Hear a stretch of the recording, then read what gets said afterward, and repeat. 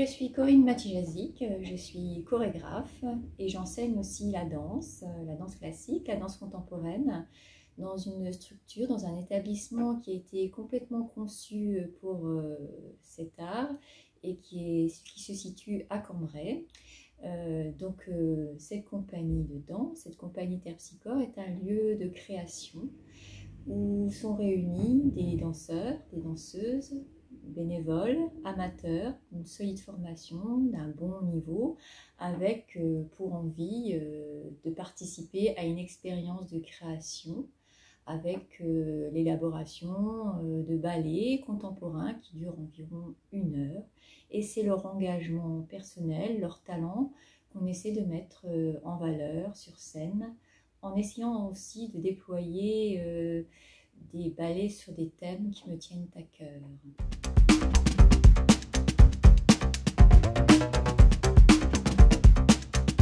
Les ballets qui sont créés sont donc des ballets qui s'inspirent de l'actualité, qui peuvent s'inspirer aussi de réflexions philosophiques ou aussi d'engagements plus personnels.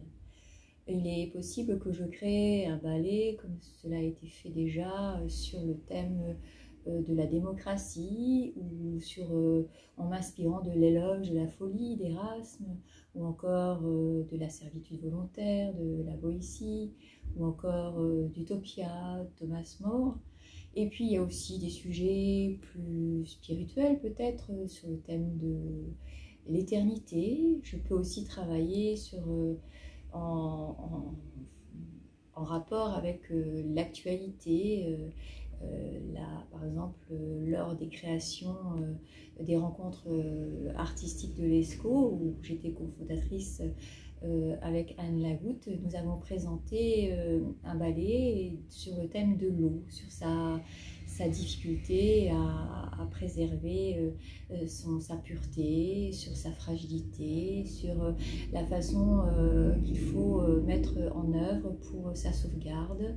Nous avons donc présenté pendant 3 années de suite, 3 éditions de suite, ce sujet sur l'eau, ces ballets sur l'eau, en faisant intervenir de la vidéo, en faisant intervenir des grands textes, en faisant intervenir aussi des chanteurs ou bien aussi des hommes de théâtre pour justement exploiter ce sujet qui nous tient à cœur et qui correspond à un sujet dédié aux générations futures pour préserver leur environnement.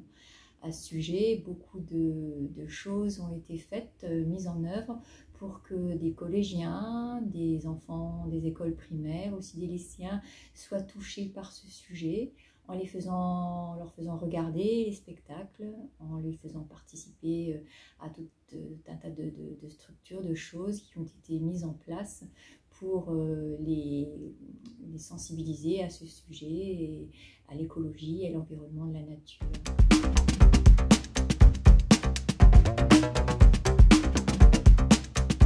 Sensibiliser les jeunes, il y a différentes façons. Les sensibiliser à travers l'art, c'est assez facile. Si je leur montre un ballet qui exprime la protection de la nature, la protection de l'eau, ils vont être touchés. Ils vont venir vers moi, ces jeunes, ils vont me dire « Oh là là, ce que vous avez fait, ça m'a beaucoup touché, ça me correspond. J'aimerais aussi penser rejoindre votre groupe et danser comme vous le faites. » Seulement le problème est le suivant.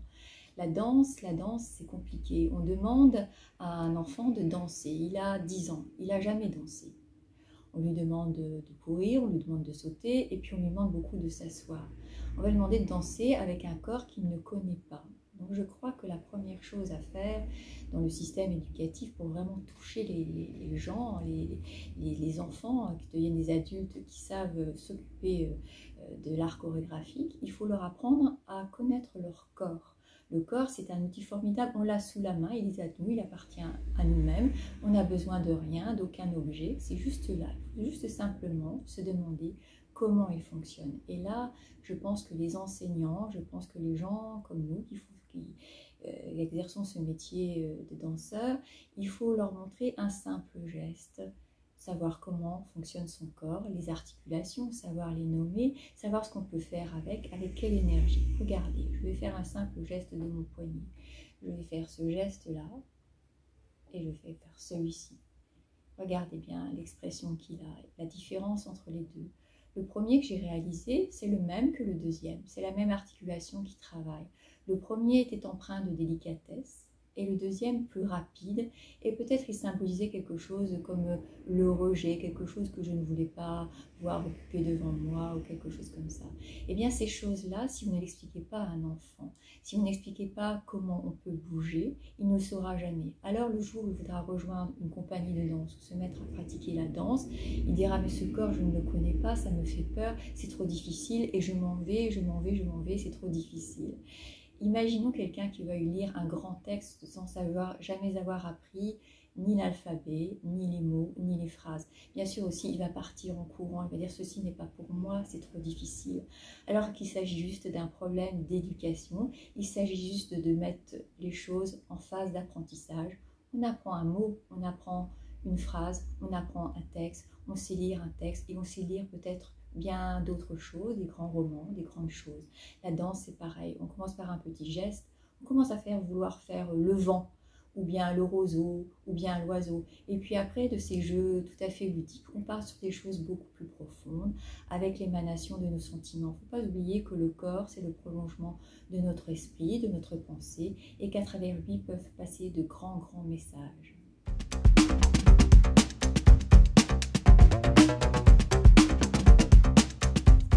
Présentés correspondent parfois à une sorte de commande, c'est-à-dire que je peux rentrer dans un cadre tout à fait institutionnalisé où on me demande de justement présenter un ballet sur l'eau parce que le thème exploité lors de journées correspond à ce que moi je peux présenter. Parfois aussi, il s'agit simplement d'une création que j'ai pu faire à titre qui correspond à mon engagement personnel, aux idées que je veux mettre en scène. Et puis, il se trouve que quelqu'un l'a vu, a été séduit par ce que j'ai pu proposer et me demande à nouveau de le reproduire lors d'une programmation dans une ville, dans une région. Il se trouve qu'à ce sujet, j'ai pu me produire dans l'Avesnois, j'ai pu me produire dans le Cambrésis, j'ai pu me produire dans le Valenciennois, dans la région d'Arras, dans l'Artois, et que j'aimerais, avec justement le développement de cette grande région que devient les Hauts-de-France, j'aimerais pourquoi pas essayer de présenter ce que je peux proposer dans la région Picardie.